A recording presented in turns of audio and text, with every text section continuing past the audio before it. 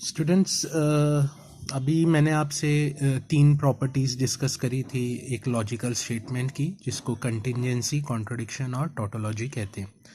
अब मैं एक बहुत इंपॉर्टेंट प्रॉपर्टी अब आपसे शेयर कर रहा हूँ, जिसको हम डुअलिटी कहते हैं, और ये एक लॉजिकल स्टेटमेंट की प्रॉपर्टी रहती है। डुअलिटी का मतलब क्या होता है? अगर स्टेटमेंट वाइज आपके सामने बोलूँ कि डुअलिटी, हम किस चीज़ को डुअलिटी कहते हैं, तो duality can be defined in the following manner.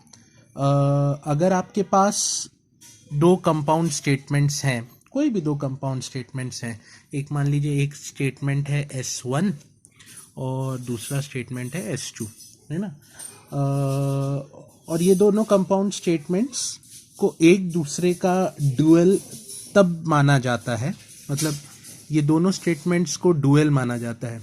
S1 is considered as the dual statement of S2 और S2 is considered as the dual statement of S1।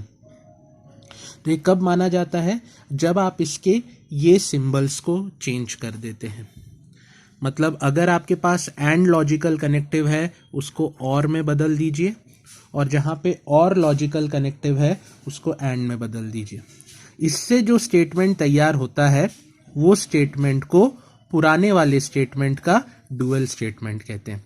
जैसे कि मैंने आपके सामने यहाँ पे एक लॉजिकल स्टेटमेंट लिखा है, और मेरी ये रिक्वायरमेंट है, मुझे पेपर में क्वेश्चन ऐसा आता है 2 मार्क का, ऑब्जेक्टिव में तो पूछा ही जाता है कि ये ऐसा लॉजिकल स्टेटमेंट लिखा और फिर मुझसे बोला कि इस स्टेटमेंट का डुअल स्टेटमेंट तैयार करो, और what will be the dual statement of the given statement. जब आप डुअल स्टेटमेंट तैयार करते हो किसी भी लॉजिकल स्टेटमेंट का, तो नेगेशन साइन पे कोई फर्क नहीं पड़ता, negation sign as it is रहता है।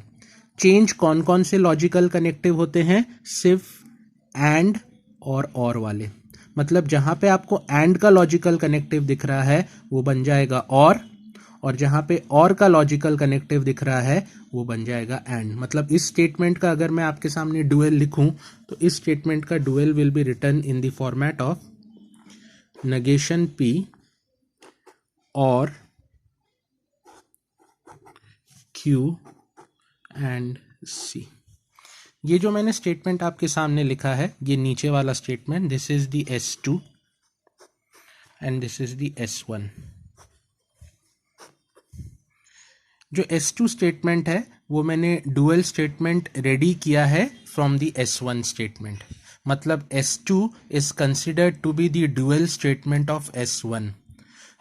किसी भी स्टेटमेंट का आपको डुअल स्टेटमेंट तैयार करना है, सिर्फ दो लॉजिकल कनेक्टिव्स एक्सचेंज कर दो। ओरिजिनल स्टेटमेंट में जो है उसका उल्टा ले लो। यहाँ पे जैसे एंड है तो मैंने यहाँ पे और कर दिया, यहाँ पे और था तो मैंने यहाँ पे एंड कर दिया। ऐसे करने से जो नया स्टेटमेंट तैयार हो जाता है उसको हम डुअल स्टेटमेंट कहते हैं ओरिजिनल स्टेटमेंट का। ठीक है। अगर मान लीजिए मैंने आपको ऐसा एक स्टेटमेंट दे दिया और मैंने बोला इसका डुअल स्टेटमेंट तैयार करो, तो इसका डुअल स्टेटमेंट ऐसा दिखेगा। Is that clear? ये आया समझ में? सो आई होप आपको ये प्रॉपर्टी भी समझ में आएगी। This is the property of duality in a logical statement. क्या कहती है डुअलिटी की प्रॉपर्टी? कुछ नहीं, ये सिर्फ इतना ही कहती है कि लॉजिकल कनेक्टिव्स जो रहते हैं उनको सिर्फ इंटरचेंज करना पड़ता है, एंड का और का एंड करना है।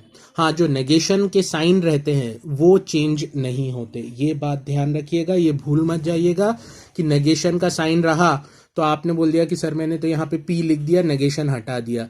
डुअलिटी में हम नेगेशन का साइन चेंज नहीं करते। अगर आपको ये याद हो डी मॉर्गन्स लॉ, मैंने इसमें बताया था डी मॉर्गन्स लॉ क्या होता है। तो डी मॉर्गन्स लॉ के जो दोनों लॉज हैं, अगर आपको याद हो, डी मॉर्गन्स लॉ का पहला लॉ ऐसा दिखता है, नेगेशन P नेगेशन Q, और उसका negation P and negation Q। ये डी मॉर्गन्स लॉ के दो लॉज मैंने आपके सामने लिखे हैं यहाँ पे। ये पहला लॉ है डी मॉर्गन्स का, जो कि इससे तैयार होता है। ये लॉ कैसे बनता है? यहाँ से इस नेगेशन P एंड क्यू का, ये आंसर रहता है। नेगेशन पी और ये फ्लिप हो जाता है, एंड का और बन जाता है नेगेशन क्यू। और ये मैंने आपके सामने लिखा है नेगेशन पी और क्यू। नेगेशन पी और क्यू का ये लॉजिकल स्टेटमेंट रहता है। तो आप ये दोनों स्टेटमेंट को ऑब्जर्व करो, ये ऊपर वाला और ये नीचे वाला, ये दोनों स्टेटमेंट एक दूसरे के डुअल स्टेटमेंट्स कहलाते हैं। दोनों बिल्कुल एक जैसे हैं, कोई फर्क नहीं है। नेगेशन के साइंस यहाँ पे भी है, यहाँ पे भी है, वही स्टेटमेंट के नाम है पी क्यू, सिर्फ ये जो बीच का लॉजिकल कनेक्टिव है वो चेंज हो गया। तो डी मॉर्गन्स थ्योरम में जो दो थ्योरम लॉज आते हैं, या जो दो डी मॉर्गन्स लॉज हैं, वो दोनों डी मॉर्गन लॉज एक दूसरे के डुअल स्टेटमेंट्स माने जाते हैं। ये जो क्वेश्चन है ये ऑब्जेक्टिव के हिसाब से इंपॉर्टेंट रहता है, क्योंकि कई बार आपके सामने एक लॉजिकल स्टेटमेंट लिख दिया जाता है और आपको वहां पे बोला जाता है कि इसका डुअल स्टेटमेंट तैयार करो, तो बहुत आसान रहता है, 2 मार्क का इजी क्वेश्चन रहता है वो, ठीक है। उसके हिसाब से this is important property of a logical statement, ठीक है।